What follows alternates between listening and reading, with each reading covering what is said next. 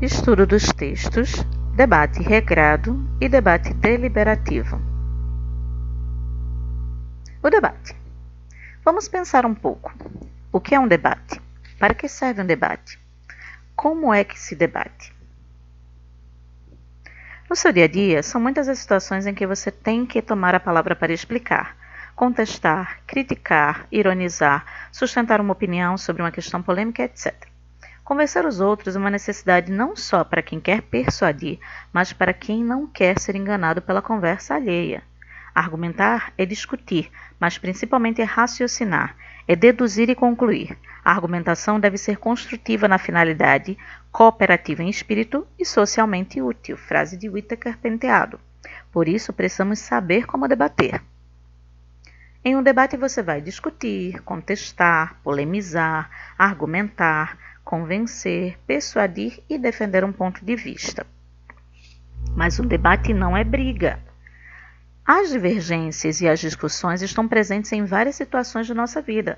Por exemplo, discutindo qual é o melhor time de futebol, o melhor cantor, se determinada conduta de alguém foi correta ou não, sobre o certo e o errado, quais as leis que funcionam e que não funcionam, o preço de determinado produto numa loja, tudo isso suscita discussões e conversas, e debates também. A divergência é a condição necessária para que um debate aconteça, mas se houver desrespeito entre os participantes, agressões verbais e físicas, essa interação deixa de ser debate e passa a ser briga, e debater não é brigar.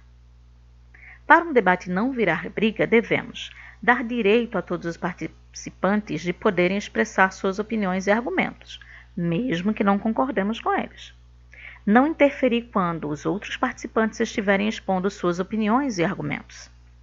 Respeitar os participantes para não ofender com palavras ou gestos como xingamento, zombaria, palavras de baixo calão, gestos obscenos, etc. Ou seja, não agredir nem fisicamente, nem verbalmente. Como diz Voltaire, posso não concordar com nenhuma das palavras que você disser, mas defenderei até a morte o direito de você dizê-las. Cada pessoa tem suas opiniões, e a opinião de cada pessoa é embasada em argumentos que ela também tem, que podem ser argumentos centrados nas crenças, no estilo de vida, nas expectativas, nas experiências, são diferentes de uma pessoa para outra. Então, num debate deve haver respeito para que não se torne briga, e você sempre vai encontrar pessoas que pensam diferente de você, que têm opiniões diferentes da sua. Situação de debate. O debate pode acontecer em situações informais, no nosso cotidiano, é muito comum. Debatermos com família, amigo, vizinhos, um colega, os familiares sobre diversos assuntos.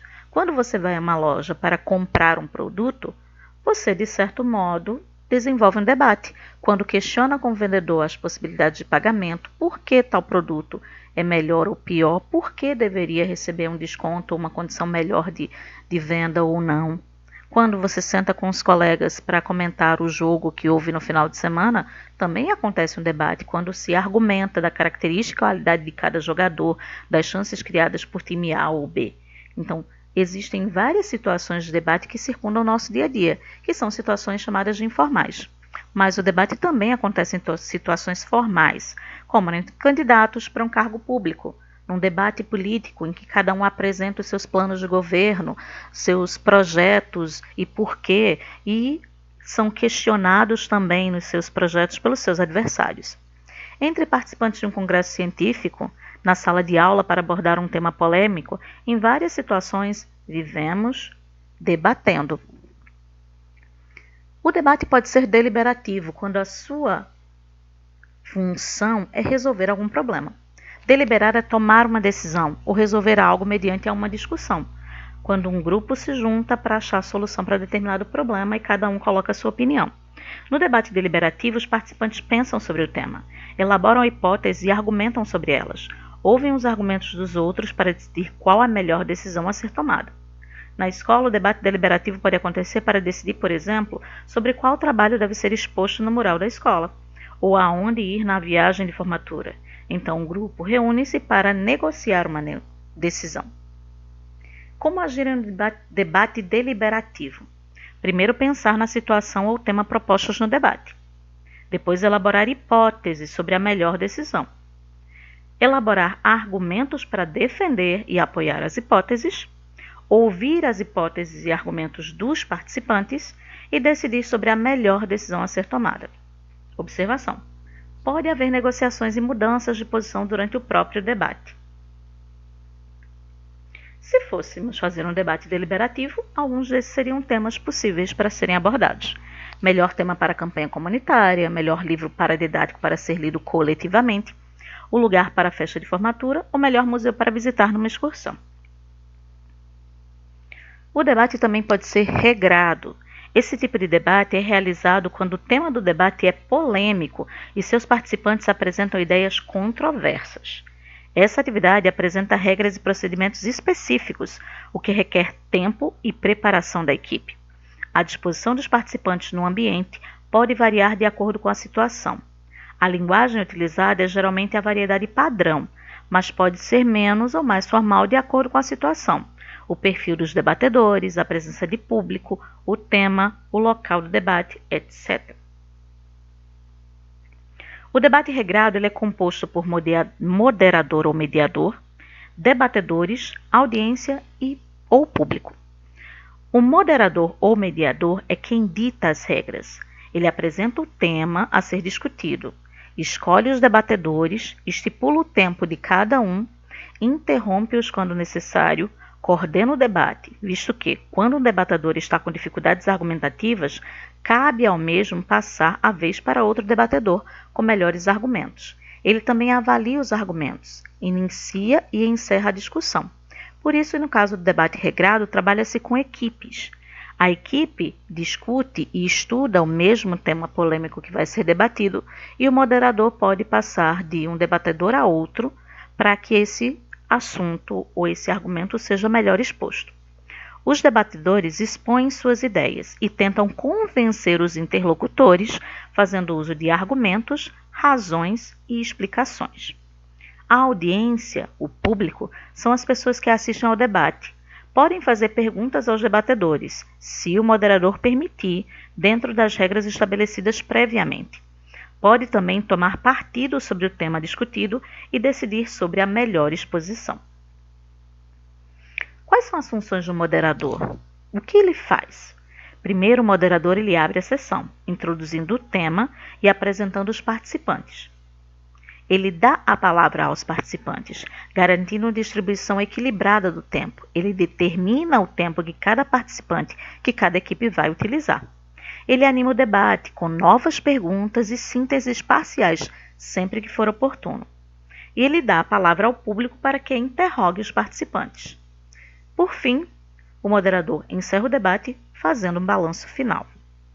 Os deveres dos debatedores são preparar previamente o tema pesquisando informações necessárias, expor com clareza as suas ideias, respeitar as regras previamente estabelecidas pelo moderador, escutar atentamente, evitando repetir as ideias já expostas e não interromper quando o outro debatedor estiver com a palavra, nem utilizar uma linguagem agressiva.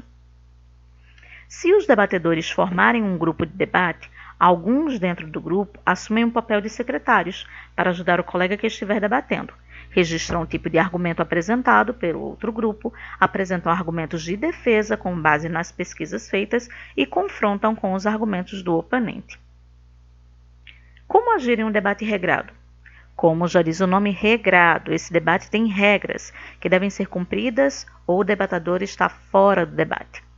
Não se julgam pessoas, mas sim as ideias. Jamais a discussão deve ser levada para o lado pessoal. Esse é um ponto importante quando se fala de debate. Muitas vezes no nosso dia a dia, quando debatemos algo com outra pessoa, misturamos o lado pessoal com a ideia que está sendo levantada. E muitas vezes julgamos ou criticamos e condenamos o outro pelo seu pessoal e não pela ideia que está sendo levantada e argumentada. Não se interrompe a exposição do outro no debate regrado. Deve haver igualdade de tempo para cada participante expressar suas ideias com igualdade de condições. E os participantes devem evitar repetir os argumentos. Quando um debatedor contra-argumenta em relação ao ponto de vista do outro participante, pode-se estabelecer o direito de réplica, que é o direito de dar uma resposta à argumentação do outro. Em resposta à réplica, pode-se pedir tréplica, que é reforçar o ponto de vista dito inicialmente, o que depende apenas de um acordo entre os participantes e o moderador antes de se iniciar o debate. Os participantes devem observar as normas combinadas e atender às solicitações do mediador do debate. Convencer e persuadir. Oh, tarefa difícil! Para se sair bem em um debate, é importante saber convencer e persuadir. Para isso, é necessário saber algumas técnicas e princípios que ajudam a usar a força da palavra, a jogar com a emoção, a formar a opinião. Essas técnicas não são para destruir ou acabar com o adversário, mas para trazê-lo para o seu lado por meio do discurso.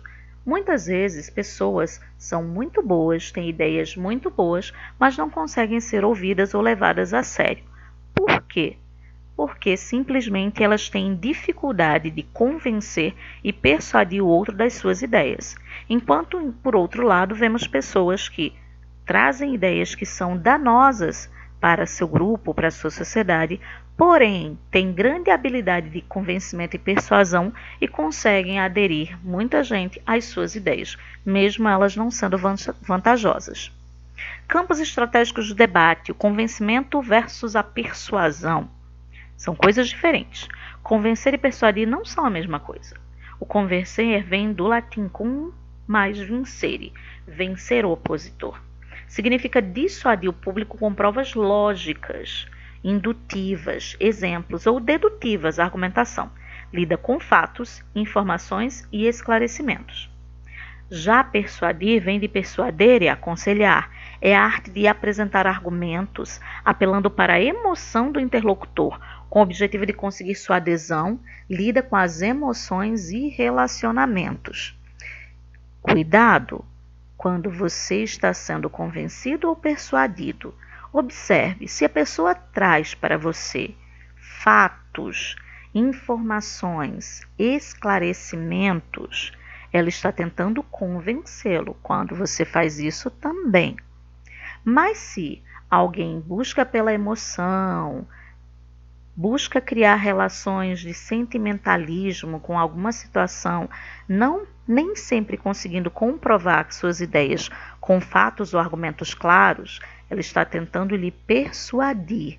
E há muitas pessoas muito persuasivas, mas pouco convincentes. Dicas para uma boa argumentação. É importante fundamentar o discurso. O bom argumento é aquele que se sustenta, bem fundamentado, construído sobre alegações, apresentando provas do que se afirma. Apresente sua proposta com clareza, precisão, riqueza de vocabulário, imagens com ritmo e sem enrolação, concluindo de um modo elegante, que amarre os pontos da conversa e a fixe na mente, convidando o interlocutor à ação. Leve em conta o interlocutor ou o tipo de público. O público. Há vários tipos de público, com valores e ideologias diferentes. Para cada tipo, haverá um conjunto de técnicas argumentativas para adaptar o assunto, situação e intenção do debate. É importante analisar essa variante para conquistar a aprovação do público. Respeite as opiniões e os valores dos ouvintes. Conduza-os a concordar com sua opinião passo a passo, por caminhos lógicos, até um entendimento mútuo. A retórica é um discurso persuasivo que pode ser usado para manipular pessoas, mas é também uma forte ferramenta de comunicação, frase de Aristóteles. Porém, é muito importante prestar atenção nos discursos que se recebe, seja ele por meios digitais ou pessoalmente ou por qual meio que seja. Há pessoas muito boas em retórica e muito persuasivas, conseguem convencê-lo sem lhe dar nenhum fato, nenhum dado, nenhuma informação consistente que comprove que aquela ideia dela é realmente positiva ou válida para você ou para o seu grupo. Então, ser persuasivo, ter um discurso persuasivo pode ser bastante importante para várias situações, mas sempre tenha um olhar crítico sobre o que você ouve. O senador romano Marco Túlio Cícero defendia a existência de 3 modos de persuasão, a chamada tria ofícia: a convencer, que é baseada na lógica, a comover, que é baseada na emoção, e a agradar, que é baseada na estética. Hoje, com a modernização das relações sociais, a retórica é conhecida como relacionamento ou comunicação interpessoal. Argumentos do bem e argumentos do mal.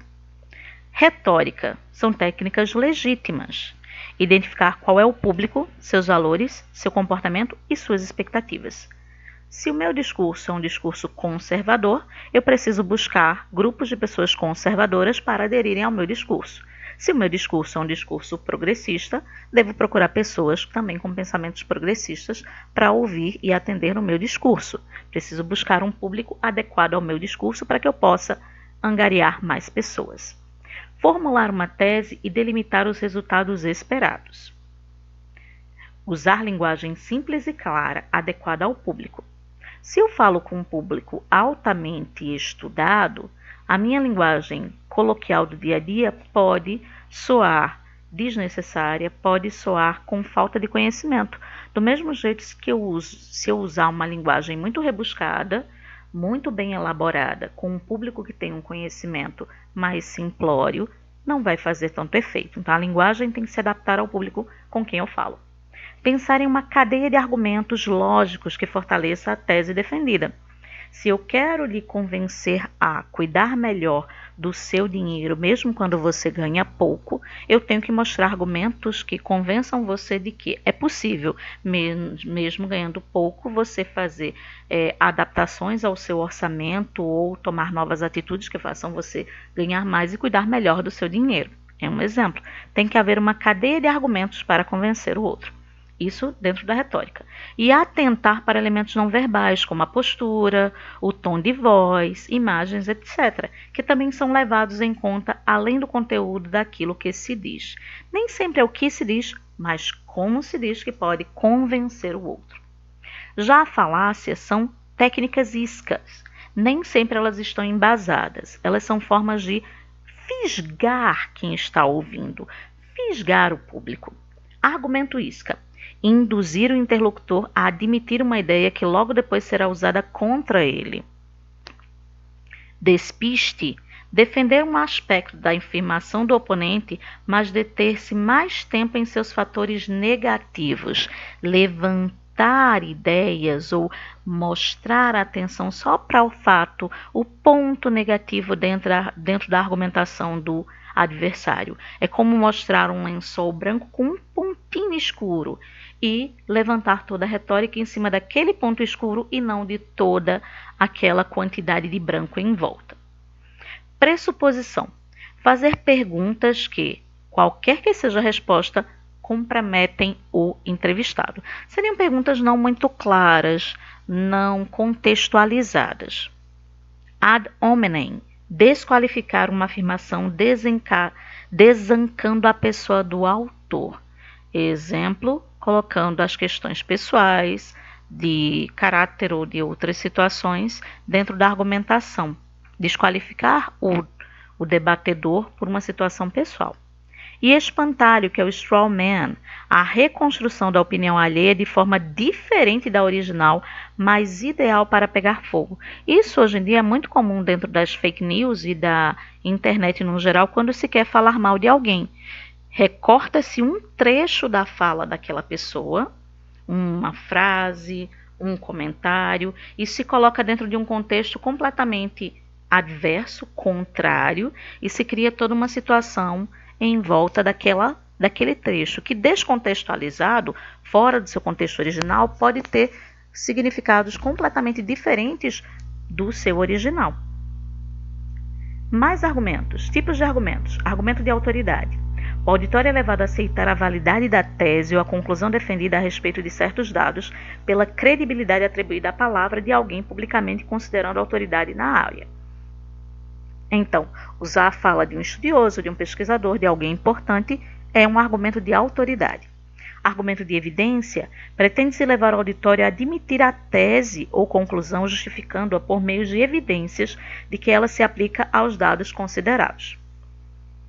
Argumento de comparação, uma analogia. Pretende-se levar o auditório a aderir à tese ou conclusão com o emprego de fatores de semelhança ou analogia. Eu comparo uma situação com outra para reforçar o meu argumento. O argumento de explicação baseia a tese ou conclusão em exemplos, os quais por si só já são suficientes para justificá-la. O argumento de princípio. A justificativa é um princípio ou crença pessoal baseada numa contestação aceita como verdade universal. E o argumento por causa e consequência. A tese ou conclusão é aceita justamente por causa ou consequência dos dados. Expressões comuns na tomada de turno. O que seria tomada de turnos? É quando você toma a palavra, quando alguém termina e você assume a fala ou você interrompe a fala de alguém. Isso se chama tomada de turnos. O turno da fala é a fala de cada pessoa.